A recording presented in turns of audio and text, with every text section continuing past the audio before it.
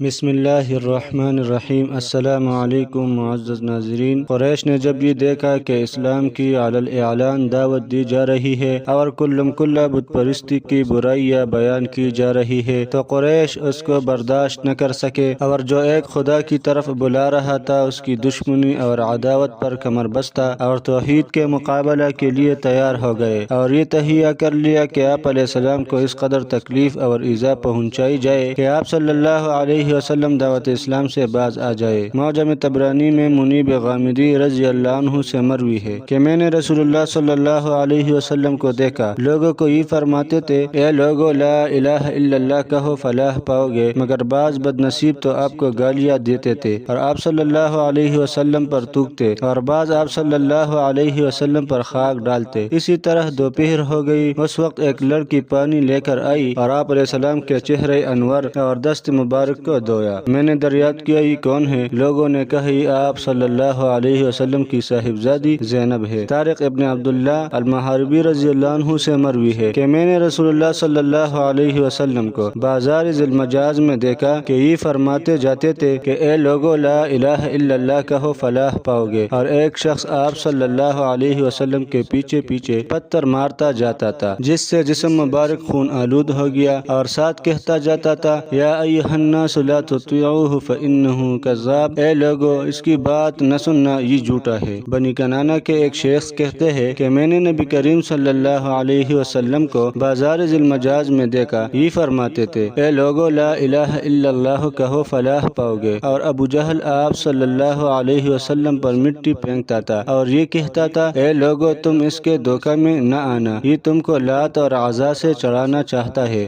حضرت صلی اللہ علیہ وسلم اس کی طرف ذرا برابر بھی التفات نہ فرماتے تھے۔ عروہ ابن زبیر رحمہ اللہ فرماتے ہیں کہ میں نے ایک بار عبداللہ ابن عمر ابن العاص رضی اللہ عنہ سے کہا کہ مشرکین نے حضور صلی اللہ علیہ وسلم کو جو تکلیف پہنچائی ہو اس کا ذکر کرے، تو عبداللہ ابن عمر ابن العاص رضی اللہ عنہ نے فرمایا کہ ایک روز رسول اللہ صلی اللہ علیہ وسلم حتیم میں نماز ادا فرما رہے تھے، عقبہ ابن ابی معیط نے آپ کی گردن میں کپڑا ڈال کر اس قدر زور سے کھینچا کہ گلا گھٹنے لگا۔ سامنے سے ابو بکر رضی اللہ عنہ آ گئے اور عقبہ کو ایک دھکا دیا اور یہ آیات پڑھی جس کا ترجمہ ہے کیا تم ایک مرد کو اس بات پر قتل کرتے ہو کہ وہ کہتا ہے کہ میرا پروردگار صرف اللہ ہے اور اپنی نبوت اور رسالت کے واضح اور روشن دلائل تمہارے پاس تمہارے رب کی طرف سے لے آیا ہے۔ فرعون اور حامان نے جب موسیٰ علیہ السلام کے قتل کا مشورہ کیا تو فرعون کے لوگوں میں سے ایک شخص نے جو مخفی طور پر حضرت موسیٰ علیہ السلام پر ایمان رکھتا تھا یہ کہا کہ کیا ایسے شخص کو قتل کرتے ہو جو کہتا ہے کہ میرا رب اللہ ہے۔ حق تعالی شانہ نے اس قصہ کو سورہ مومن میں ذکر فرمایا ہے جس کا ترجمہ ہے کہا ایک مرد مسلمان نے جو فرعون کے لوگوں میں سے تھا اور اپنے ایمان کو چھپاتا تھا، کیا تم ایک مرد کو محض اس لیے قتل کیے ڈالتے ہو جو یہ کہتا ہے کہ میرا رب اللہ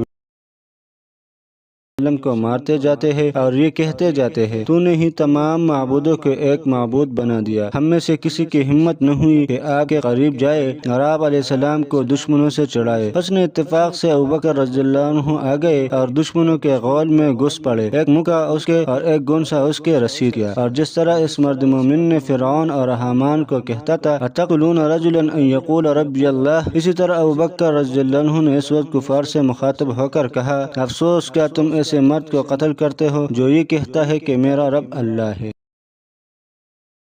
حضرت علی کرم اللہ وجہہ یہ کہہ کر رو پڑے اور یہ فرمایا میں تم کو اللہ کی قسم دے کر پوچھتا ہوں کہ آل فرعون کا رجل مومن افضل تھا یا ابو بکر رضی اللہ عنہ؟ لوگ خاموش رہے۔ پھر فرمایا خدا کی قسم ابو بکر رضی اللہ عنہ کی ایک گھڑی فرعون کے مرد مومن کی تمام زندگی سے بدرجہ بہتر ہے۔ اس نے اپنے ایمان کو چھپایا اور ابو بکر رضی اللہ عنہ نے اپنے ایمان کا اظہار فرمایا، نیز اس شخص نے فقط زبانی نصیحت پر کفایت کی اور ابو بکر رضی اللہ عنہ نے زبانی نصیحت کے علاوہ ہاتھ سے حضرت صلی اللہ علیہ وسلم کی نصرت اور حمایت کی۔